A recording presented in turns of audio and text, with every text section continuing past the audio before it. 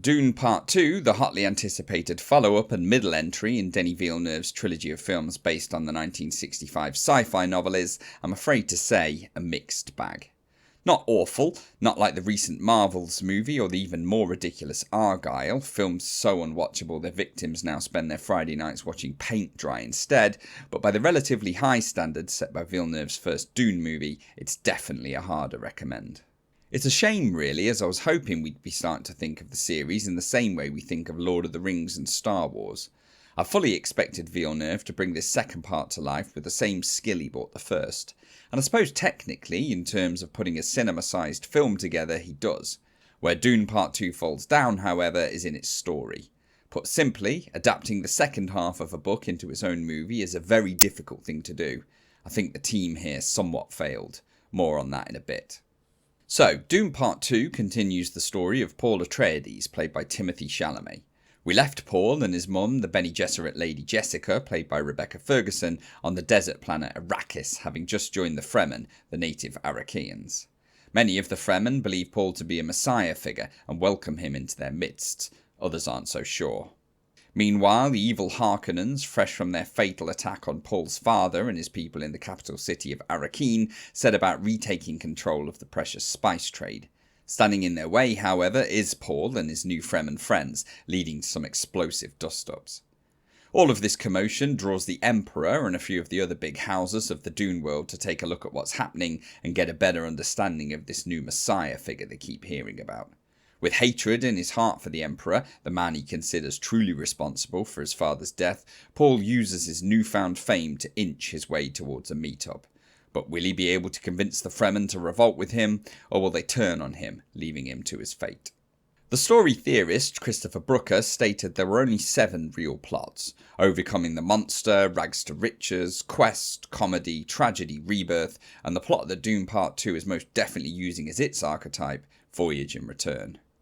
In case you're not familiar with Voyage and Return, it's the age-old story of the character who goes into a new environment, learns what there is to learn there, then uses this new knowledge for the force of good.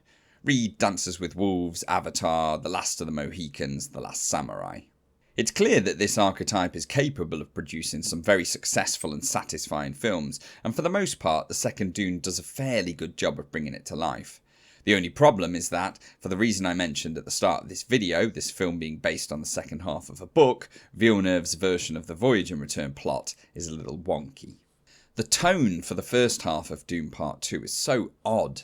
It's slow, meandering. It has a few too many jokes that fall flat and is filled with lingering shots that don't really add anything other than a few more seconds to the runtime. Characters, a great example being Javier Bardem's Stilgar, act completely differently to how they did in the first film. There are moments that seem out of place in the world we've come to know. For a while, a lot of the mysticism is gone, and it feels like we're watching a local council meeting with 2 people arguing about whose garden the car park's going to be built on. There's a moment where Paul's mum, Jessica, holds in a mouthful of sick like a student who's just got back from a night out. None of it's atrocious, but it's definitely jarring, especially having come from just watching the first film a week ago. It's all a bit lacking in drama too, which is what happens when you try to use the second half of a book as the first half of a film. Villeneuve and co try to ramp up the tension by slapping serious music over relatively tame scenes, or having one of the Fremen shout and gesture a lot at Paul, but there's nothing really at stake, and to be brutally honest, it's pretty hard to care about what's going on. To compound this, because the film is a wonky version of this voyage and return plot, it rushes through the process of Paul being accepted by the Fremen. We go from seeing them laughing at him, to one moment and a little display of skill later truly believing he's their messiah. It's all a little too quick and doesn't feel satisfying at all. The good news is that all this flips on its head at the halfway point when a couple of new antagonists are introduced. Like a grand master moving their chess pieces into place, the tension and audience investment only ramp up from there, and the last 45 minutes or so of the film are fantastic. Dune Part 2 has a brilliant finale that I found myself watching breathlessly, even though I already knew the ending from the book. That's a hard thing to do for a movie director, create emotional investment when you know what's going to happen already, but Villeneuve manages it here. This is most certainly a film to watch on the big screen. Like Christopher Nolan, Villeneuve believes a trip to the cinema is fundamentally a different thing to watching a film at home, and he constructs his movies accordingly. Like the first, Dune Part Two as an experience is nothing short of mesmerising.